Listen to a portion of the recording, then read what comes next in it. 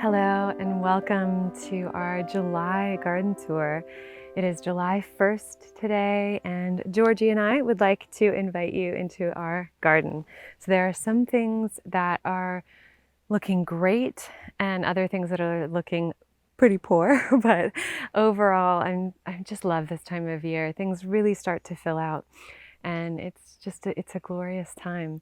So one of the things that I wanted to show you first is our rose arbor. We finally put in our rose arbor. I think I already showed you that. I'm not sure which video is going to go up first, but I think I showed you our construction of this little feature. It took no time at all. I mean, it took such a little amount of time. That's the benefit of having a carpenter as a husband.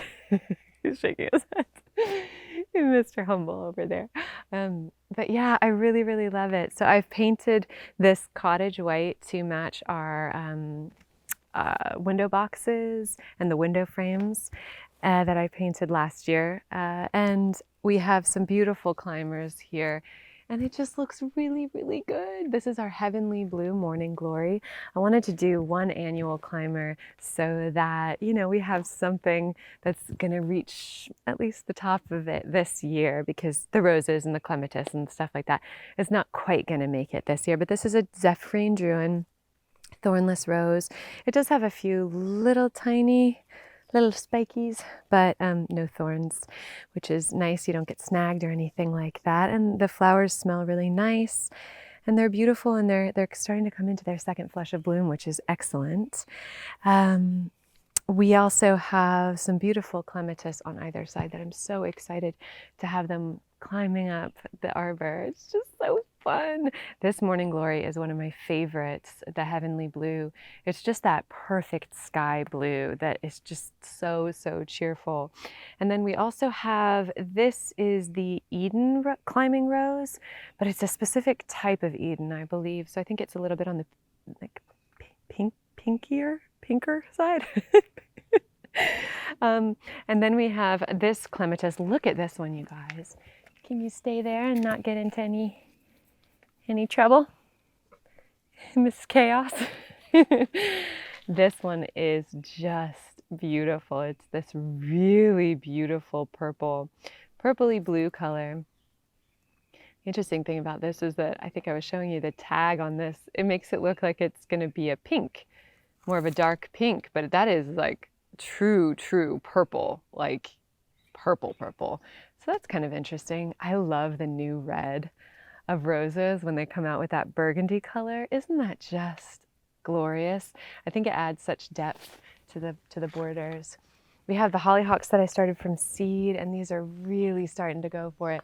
Look at that. They look like little like macaroons, the tops of them. Do they, if you get in on that, like it just looks like little macaroon.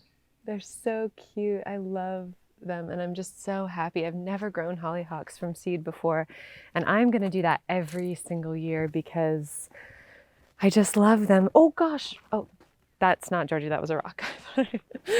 I stepped on her. So we are kind of in between bloom cycles right now with some of our perennials and some of our shrubs as well. But the good news is that our annuals are really filling out, and they look pretty spectacular. So if you can see flanking our path here, these are all of the annuals that we have planted at the beginning of the year. I think we planted them maybe in May or something. And we have been coming out and having to pull the slugs off of them every day because we've been getting so much rain, which is nice that we don't have to water. But it does mean that the slugs are like, they're like in their happy place. They're just like coming out, having parties all over the place. So we've been pulling them off. And the Hoopla Vivid Orchids, which is this one here, although this is a terrible example of it, this is probably my favorite new to me annual, and this one is just lovely. They have been performing so well, but I think the slugs just know that and love that, and they want to eat them because look at this. So this is the slug damage, just really spindly. You can see little slug trails all over, but that's what they do. They just kind of, and you'll find tiny ones. It's not just the big ones. The tiny ones will come on and just decimate the plant. So I know a lot of you are struggling with slugs and snails and things like that. So I feel you, and yeah, I feel your pain, and I'm sorry. But we're just pulling them off, and we put them in the woods. I heard a tip about, I was listening to a gardening podcast, and they said to just put them on the compost heap because they help break down the compost fast. Now, I don't know if any of you have done that. My only question about that was, then once you put it on your garden, is that just putting more slugs into your garden? So let me know your thoughts on that, and also if you've tried it. We've planted, so you know how we had the daisies throughout the border earlier in the year? Let me go grab George. Hold on. I don't trust her on her own. I don't trust what she's going to get up to. Okay, so if you haven't met Georgie, this is Georgie. We call her George, Gigi. She's a rescue puppy, and she's like the most amazing little friend. What do you think about that? What do you think? Yeah, okay. Such a good girl. So we had the daisies that I had divided, and those were in the front of the border. And I had kind of mentioned in a previous tour that I wanted to maybe move them to the back of the borders or move them somewhere else because they look so cool. And I do love playing around with having some taller stuff at the front of the borders, especially if it's like a little bit wispy and not like blocks. But the problem with those was just that any time we'd get any rain, and especially that time of year when they come out, you know, like mid to late June, we get a lot of rain at that time of year typically. So they would just flatten. And it made them very interesting to put in a vase because, you know, they're geotropic. So they would, when they flop down, kind of like snapdragons, they kind of start to grow from that place where they flop. So it makes them really interesting in a vase. But it doesn't make them look that interesting in the border. It looks just a little hectic, which when you have a cottage border, you kind of want it, you know, it already looks a little bit hectic. So anything that you can do to kind of make it look a little bit more cohesive, kind of like organized clutter is the way I like to look at it, is helpful. So what I've done is I put in these boom chocolata geraniums. I've been wanting to grow these for a long time, and we haven't been able to because they just haven't ever had them at the garden centers here. But they are so beautiful, and they were such a glorious structure. So they're these ones here and here. And I have them in the same places as the daisies, and I've planted the daisies farther back in the borders. So I'm really excited to see that next year. And I'm hoping that these will put on another show because I didn't get a chance to film it, but these in the border when they're in bloom look so spectacular. And they were blooming at the same time as the roses. So that combination was just really, really lovely. All of the annuals look really, really good though, aside from that Hoopla Vivid orchid. We have the Silverberry Supertunia. That's this white one right here with the pink veining in the center. Really gorgeous. The Jazzberry, at first I wasn't that impressed. I was expecting that to be like a stunner. And it was staying kind of small and not blooming that much, but now it just looks so, so happy. I think it's because we're getting slightly warmer days, although right now it's not that hot. Our Play in the Blue Salvia, it's probably my favorite annual, just glorious. It is such a winner. So it's this one here, and we have kind of a river of that blue running throughout the border to give it that cohesion. All throughout, we have tons of fun stuff that's doing really, really well. Here are our first dahlias, I think. Well, the Edinburgh bloomed first, which is actually this one right here. A little smaller statured one, but this is the pink dinner plate. I don't have a name variety on this because we just bought it as a plant last year, but then I divided all the tubers and planted them up, and look at that. It just looks so happy. My partner was saying it looks like a face with two arms on either side. It kind of looks like it's going, yes. But it's just so happy, and seeing that makes me really, really happy. On the hillside, all the annuals are doing really well. My goal was to have, oh, I'm sorry. Just stepped on our echinacea. Our goal on the hillside was to have, you know, tons of, like a very painterly effect with tons of different annuals up there, just to kind of carry us through and, I don't know, give some interest on the hillside until those shrubs grow in. But a few of them look really good. I'm hoping they start to spread out a little bit and do what I wanted them to do. Let's see, we have this pink cashmere. Oh my gosh, I love this plant. And I love this combination of that soft pink with the blue of the Nepeta. And the Nepeta is one of my favorites. I need to come through and maybe do some fertilizing. What do you think, George? She's on a mission. She's on a mission. She's like, quit bugging me. I'm on a mission. I have projects. So yeah, this Nepeta with the cashmere, the pink cashmere, this is a Superbina, is so, so lovely. And my partner really, really loves this one. So it just, because I totally agree. It, you know, it really fills out, which is so nice. It just looks like this really tidy little, you know, mound of a plant, and it looks really good in the border. Here we have, this is a proper cottage garden, so we do have ornamentals mixed in with edibles. And so we have the purple kale, and those are really starting to do so well. They look really beautiful. I'm really excited for them to pop up and really show their stuff, but those are these ones here.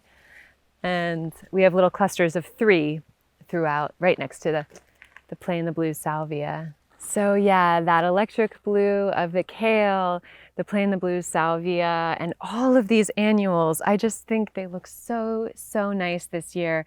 And really, I think it's looking better than ever, which makes me feel so encouraged that each year it feels like it's just, yeah, it's getting better and better. That just feels so encouraging. These are the phlox that I divided and transplanted, and that's a great way, like kind of a budget-friendly way of building a garden from scratch, is just being able to, you know, from the ground up, is being able to take something and divide it and then spread it throughout, which is healthy, you know, it helps the plant, but then it's also a great way to get free plants. This one, speaking of the health of the plant, isn't looking great. In our area, I'm in a zone 5A, and this is a New England garden in the Northeast, but we suffer terribly badly from powdery mildew and things like rust, particularly on our phlox. So I'll show you how that manifests. Here you can see, I mean, that is just horrible. And I know that you can use neem oil. I just didn't know if that would be problematic for any of the insects, but yeah. That is just such a bummer. Every year that happens. And if it continues to happen, I might just move the phlox somewhere where it's not so kind of front and center, but they are glorious. They're really, really beautiful. But yeah, just our conditions are kind of just perfect for that powdery mildew to come into play. Let's see, what else do we have here? I think I was talking about how the cottage garden is kind of a true cottage garden in that we have ornamentals and edibles side by side. So that beautiful kale, being out here and being able to harvest our dinner or lunch amongst the flowers. We have a variety of different beans that are growing up these tripods, and they look very kind of higgledy-piggledy, the tripods, but I like that look, and I like kind of complementing, just gonna cover the mic, complementing the more structured aspects, like our new rose arbor that's, you know, got a very kind of clean structure to it, with things that look a little bit more cottagey. I feel like that sits really well with our cottage.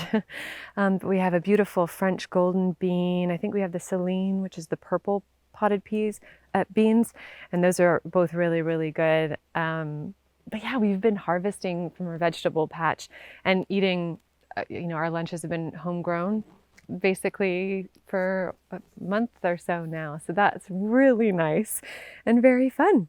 We're slowly trying to fill the back of these borders up with shrubs. So we're going to be doing the ivory halo dogwoods. If you've watched my channel, you know it's sort of like on repeat. But those are my favorite shrubs. They actually look very similar to my dress, but they're this sort of soft sagey green with an ivory halo, an ivory margin on the outside. They're great multi-season interest with those red twigs. They're a red twig dogwood, so those red twigs in the wintertime, just gorgeous. And they get quite, you know, large statured, so they're a great one for the back of the border, just as a canvas upon which we can paint with all of these beautiful flowers. So we have some, like I said, some perennials are flushing out of bloom, like the Nepetas, one of my favorite plants ever. But like one of the benefits of Nepeta is that even when you cut it, the scent just follows you around, and it's so lovely. That scent is incredible. The sedums look like they're about to bust. We have the autumn joys throughout, spread throughout the borders. Some more of the boom chocolatas, and then those annuals just repeating. But the echinaceas are starting to bloom, the coneflowers here. And these ones were in the garden. They were already here when we moved in, but we just had a small, like 1.5 to 2 foot little border around the front of the house. And there were a few plants there. They weren't happy because it was way too shady there. But now we've moved those, and we've cut back a few of the branches on the trees and moved things into these borders that we've created. These are called the long borders. And creative. They're just the long borders because they're long border, the longest borders in our property. But yeah, these coneflowers look so happy, and we have really beautiful, I think they're called painted lady butterflies, and those are the orange butterflies. They really love these. I could be wrong on the name there, but it's something like that. But they're an orange butterfly with kind of black dots. They look like they could be the cousin of a monarch, but anyway, they're a little bit smaller, and they're really, really pretty. But this echinacea actually looks happier than they ever have. Echinacea is another one that sometimes does struggle with powdery mildew, so I'm not going to touch that too much, although I just had my hand all over it. I just wasn't thinking. Hopefully I don't transfer that over.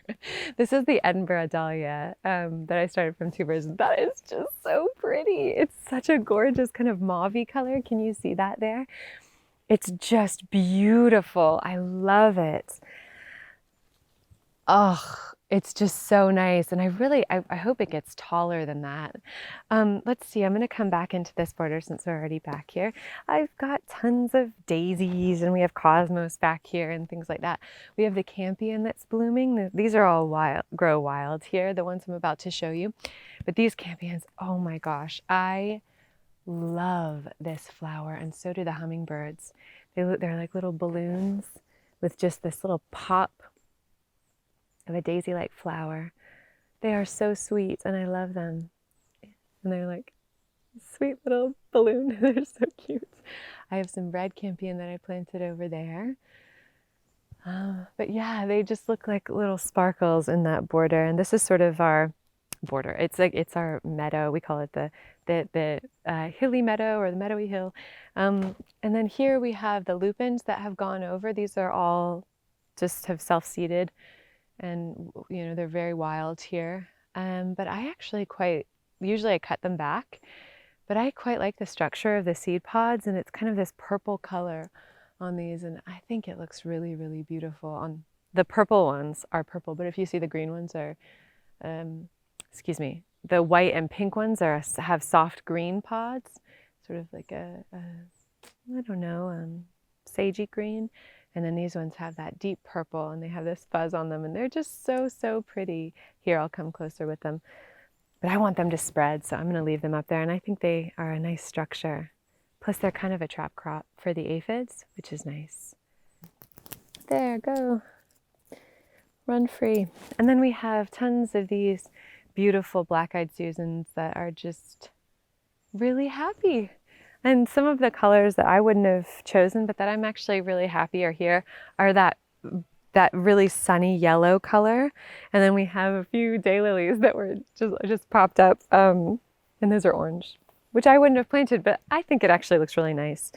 Here's our Brindabella pink princess rose, completely torn apart. I'm not doing any kind of spraying or anything like that. I don't in the garden, but just thinking of ways that I could maybe encourage predators into the garden that could start to feast on some of the things that are eating it. But this is what happens with those caterpillars. Just goes straight in the bottom, kind of up and around, which is a bummer, but it's okay. You want to share your garden with, we do share our gardens. We share our gardens with wildlife. So, sometimes you win and sometimes they win.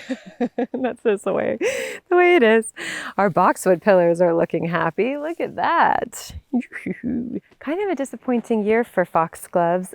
Initially, you know, they started coming out and I was really excited about it, but I'm really hoping that next year they'll be better. Maybe it was just a bad season for it. Sometimes that happens. Our midnight masquerade penstemon looks lovely. And this is the first year I transplanted it. This was one plant that I transplanted in the spring. And I am really hoping that that just bulks up and does wonderful things next year. This is our Russian sage. It's starting to bloom, but you can see that we're sort of like in that in-between phase in the bloom cycle. With some of the foxgloves, I'll be leaving them up to spread those seeds, but with most of them, I came in and cut them back. Look at this Hoopla Vivid Orchid. Isn't that a stunner? It looks purple. So when I saw the flower by itself, I didn't think much of it, but all together, it just looks like this sparkly purple, and I really love it, and so does my partner. He comments on it all the time. I do love the smell of petunias. This, the tricky thing about planting annuals is that we want to leave the bulb foliage up so that, you know, our spring bulbs can die back and recharge for next year's display. But that's kind of at the same time that we're putting our annuals in. So sometimes you kind of have to plant something a little bit off. So for example, I had to pop this jazzberry a little bit farther back and leave this space in the front here because of the bulbs that were here, the foliage that was here that's now been cut back. But now this is kind of cramping over here. Now that the lamb's ear is fully in bloom and really spreading, these are spreading like crazy and looking amazing. I'm so glad that we added some more. But now it's kind of crunching in there, so I've been having to cut this back, and you know, that's all right. But look how good they look. Don't those jazzberries look happy? And they really do kind of look iridescent, especially in the evening. I think it's really beautiful. Some more of that Boom Chocolata, which I'm really excited about. Our irises are looking great. The foliage is, you know, we only got a tiny bit in terms of the actual flowers. I think we had one or two of those flowers, so what are you gonna do? It looks like this daisy is blooming a second time, which is kind of funny, tiny little bit. This Baptisia, look at that. I love this. I just think that's such a wonderful plant, such a great shape. I want to add these elsewhere. This would be a great one to kind of repeat through the border, but it's too similar to the rose foliage, so I don't know if I'll do that in this border, but somewhere, because that is spectacular. The Queen Anne's lace is starting to bloom, and the way you can tell that it's a Queen Anne's lace is that it has this tiny black, this little black dot in the center of the flower. I don't know if you can see that. It's just that tiny black dot right there. Can you see that? Boop, boop, boop. It's kind of hard to tell. But there's a little black dot in the center of them, and that's how you can tell that it's Queen Anne's lace. But these were the ones that we spread the seeds for last year. We cut back the peonies, and those are looking happy and healthy. What's not looking healthy is these phlox. They looked fantastic and spectacular just a couple of days ago, actually. But then with all this rain and the powdery mildew and everything, the flowers are starting to go over, and the foliage looks drab. So let me show you here. Our fairy roses are starting to bloom, which is so nice. But I am kind of rethinking this choice in these borders because they're so wonderful, they're so floriferous, but they do look a little mangy. Like, they're just kind of like, they're just like, instead of being this like tidy little mound. And I pruned them really well in the late winter, early spring, but they got a mind of their own. They're like branches everywhere. So I'm kind of rethinking them. I might transplant them and put them somewhere else. Although they're so great because they do bloom even in shadier locations. So it's just something to think about. Here our little kind of blue walk is looking really happy and really lovely.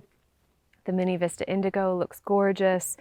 These are the Superbena Imperial Blue, Violet Ice. I love that Violet Ice color. All of these colors. This is kind of like my favorite. So I'm so happy this is right outside of our porch door. because, you know, you get to see it all the time. So we have that. We have some new lamb's ear here that I just bought one and then divided it. And at first it looked upset with me about that. But now it's starting to really fill in and bulk out. And I think that'll be a really nice light color. So that soft kind of blue foliage, that silvery blue foliage is so nice, especially because we do get quite a lot of shade. So any of that lighter foliage or anything that's variegated looks, I think it's a really strong choice for this area. But yeah, these go all the way up to the porch, kind of a repetition of those. The pots here are getting eaten, but you know, the sky blue looks pretty happy. I think this is the Raven sweet potato vine, or this might be the Midnight. It's one of those ipomoeas. And then this is a petunia that we usually have on our porch, but that one's looking much better. But this one, the Bordeaux, is just, the slugs love that one as well. Here's our really beautiful deep purple, rockin' deep purple salvia. We have a marshmallow, or a pink mallow, mallow. And that one's gorgeous. That's just a wild one. And then in here you can see our little bed of astilbes, this like white astilbes. Those are really pretty. Back there, it's kind of like a little secret border. We have a few more of the Dalmatian peach foxgloves that are coming out. And this little path over to here, I'll show you. So coming over here on this little path, we have the white snapdragons, which I think look really, really sweet. We had to stake them, but I think they look really nice. Transplanted a few things from our mailbox bed, which now we have some grasses up there. I think that's gonna look a lot better. But yeah, this is a variegated sedum, and I think that looks so nice there in between these two nepitas. Things are kind of coming along in here. We have some champagne hollyhocks.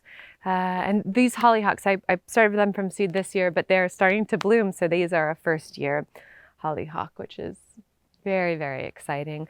We have some hanging baskets. We have a Bordeaux, and the Bordeaux in the hanging basket seems to be doing better than the one in the barrels. And then we have this sweet potato vine that's looking really happy. So then here we have a little dahlia that is so, so lovely. This is called the Happy Days Pink Mounded Dahlia. And I love that pink with the black foliage. Dark foliage is just a nice one to add in, especially, you know, having it up next to our lamb's ear. And this lamb's ear is the silver carpet. That's really nice. But yeah, isn't that a pretty one? And then here is these are our fairy roses. They are really loaded. They are so pretty. They look gorgeous. You can see but look how splayed out they are. If you can come over here, kind of show how they're just kind of splayed out. But look at this. Look at how gorgeous. Just little bouquets, but they're all up in the ivory halo dogwoods. Yeah, things are looking really good. Oh, these annuals here are looking spectacular.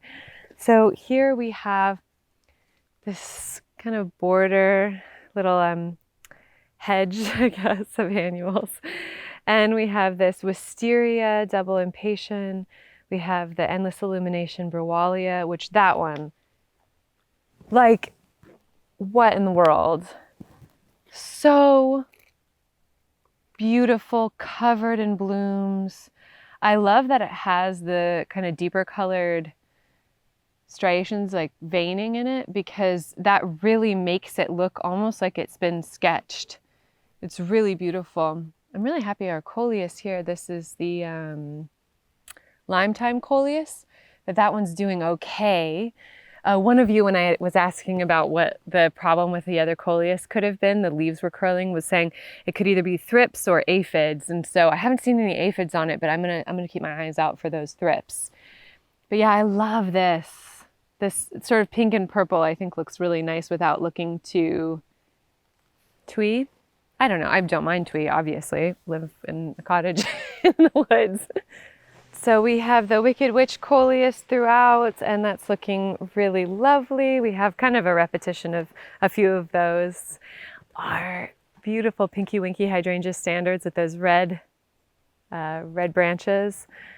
Those are starting to bloom, which is so exciting. I just love that structure. I just think that's so pretty. Like having these two here on either side of the door, I just think that's gorgeous. Don't you love that? Isn't that nice? Like it's just, before when we moved in, it was all grass, but like grass and rocks and pebbles and things like it was just very kind of rough patches of grass. The woman who owned the house had done a great job in the borders along the house. Right before I think we moved in, she came in and did some dividing from her garden and brought in some things. But yeah, you know, it was just, there were a lot of patches because it's in a woodland, and so the grass didn't really love it. But yeah, when we first moved in, we planted some buddleia, and it just ended up looking a little bit, they weren't getting enough sunlight, and it looked a little messy in front of the door. I thought it would look like these two beautiful arching, you know, like this archway in front of the doorway, but it didn't. It just looked a little bit messy. And so having this structure here makes me really, really happy. Here we have some dichondra silver falls, and I think just the simplicity of that looks really nice, and I'm excited to see that just kind of fill in. I think that silver looks nice against the color of our house, the siding. Here we have some annuals. These are the sun patiens, and yeah, they just need a little bit of cleaning up, but I like that color a lot, and I think it plays nicely with the jazzberry. So as you're looking at it from over there, they do kind of call you down. I love that our hostas are starting to bloom. These ones are white, but we have a really pretty hosta over there that I don't think I showed you because it's not fully in bloom yet, but it looks like it's going to be a beautiful purple one. It's the first time it's bloomed, so that's exciting. These are some daisies that I started from seed 3 years ago, and yeah, my partner staked these up, and yeah, it's funny how this is the same variety from the same seed packet, and you can see they're totally different shapes and sizes. This one looks a little bit more like it's just coming home from a party. Like a little bit rough, and then these ones are a little bit more prim and proper, but that's fun. I think Nepeta is sort of an underutilized, like shade tolerant plant, because I think it's definitely not an underrated plant. I think a lot of people love Nepeta, but I haven't really heard or seen that many people talking about how it can tolerate some shade. So that's great. I love that it can tolerate some shade. That makes me really happy. Oh, this border looks so nice. And I think I don't know if I mentioned this, but so in here was the Miyazaki inspired shade container, and I divided those plants. I thought it was getting a little muddled with the rest of the green backdrop. So I wanted something that was darker there that I thought would really stand out against the green. So I took all those plants out and divided them and planted them in different borders, and I think it's looking really nice. This is that Shanghai heuchera. Oh, I love that. I kind of wish that I had gotten a couple of these Shanghais for in there, because I think that would have looked really sparkly and beautiful in there, but I do think those look pretty as well. I don't know what you think, but these are just gorgeous. I love that. And I love that darker foliage amongst everything else here. I just think it looks so pretty.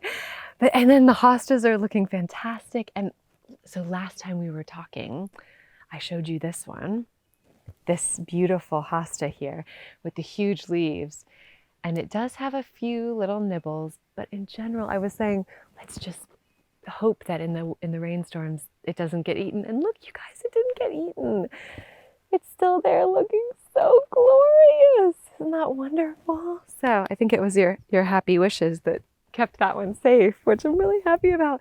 But yeah, seemingly the hostas are being left alone. Maybe that's because all of the slugs are eating the hoopla vivid orchids. I don't know, but look, they're being left alone. I think it's so gorgeous when you see just kind of a bed full of shade loving things. This is, we call this the juniper bed just because there's the juniper there, which will probably move because they're not known for liking shade. And this one is not separate from that. It definitely doesn't love it back here. But I just think that hostas look incredible. They sort of look like dahlias, not the foliage, but the actual flowers, because they all come from the center and they kind of go outward. So to me, they sort of look like giant flowers in a border. I don't know if I'm alone there, but I think they are just so, so gorgeous. I mean, I don't have to extol the virtues of hostas. Most of you know and love hostas, obviously, but I just think they're so lovely. This is just a little celebration of hostas. Here we have some Canterbury bells I started from seed. And they don't like the shade, so they're flopping, flippy flopping. But look at that. Such a fun color, so lovely. I think I'm going to start a few more of these from seed and plant them in the sunnier borders, because those are just so pretty. I love those. They're just glorious. Okay. We have some other impatiens here, and we had these yellow flowers that were blooming, these like vibrant yellow flowers, but this is the French lace cap hydrangea. This is the Invincible lace hydrangea. Isn't that gorgeous? I just love her. She's getting taken over by the forsythia that we're gonna move. But, oh, I love that rosy pink with the ivory. Got a little ivory ring around it. Ivory halo. Isn't that pretty? And each of those flowers has a matching kind of rosy colored center. Just beautiful. And once this starts to really bloom, like all this, the buds in the center start to bloom, the pollinators just go crazy and really love this. And here we have our arbor, and we had the heavenly blue growing up. It's already up at the top. So we might have our display that we talked about. I'm so excited. I forgot to tell you that we have up those small tripods in the front borders, we have purple morning glories. So those will be the purple ones. These are the blue ones. I am so, so happy. Yeah, this is a little hummingbird house. I don't know if any of our hummers are in there. This is going to be our dining garden. Right now it's still just our shade garden, but come on in.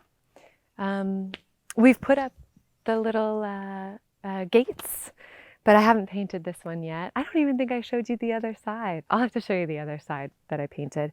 And then we have, this is like our to-do area. We have to hang up these hanging baskets. We're going to hang them up on either side of that little gate. And I think I was thinking some sort of patterned cushion for these. Maybe something like that would be pretty, but I was thinking maybe a blue and white toile kind of fabric would be nice on some cushions for these, but they're regularly just kind of leaf collectors, which is not a great look. So, but eventually we do want to turn this into the dining garden, and so that'll be nice. These pots are looking happy and pretty healthy, all things considered. We have some bee balm here, some Monarda there. We have our annuals in this back border that are kind of small right now, so we'll just have to wait and see. I'm hoping that those some patients can get bigger. I wanted to thank you for your recommendation for the black-eyed Susan vine. Black-eyed Susan vine? Is that what it's called? The Thumbergia. So I planted one based on your recommendation, so I'm hoping that that climbs up and kind of covers this deer fence here. I think that'll be really nice. And then the plan is to fill all this area up with hydrangeas. I think that would be so, so pretty. So when you're sitting here at the dining garden, you're just surrounded by, enveloped by hydrangeas. That would be really pretty. And that way this is sort of like it's a later in the year kind of feature here, which I think would be really, really pretty. Let me go on the other side because I want to show you the gate that we painted.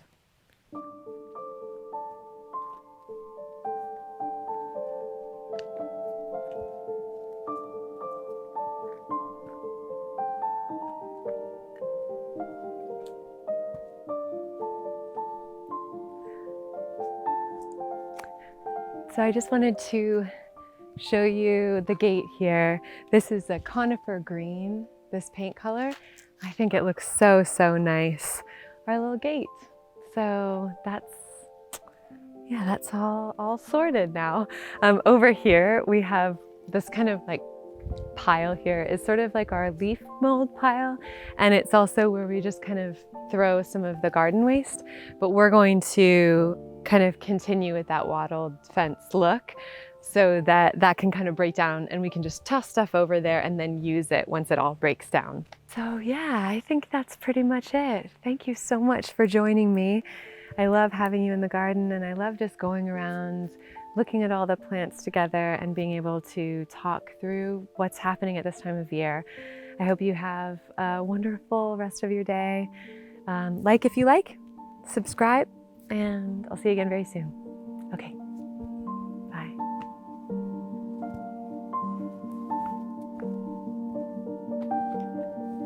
Georgie.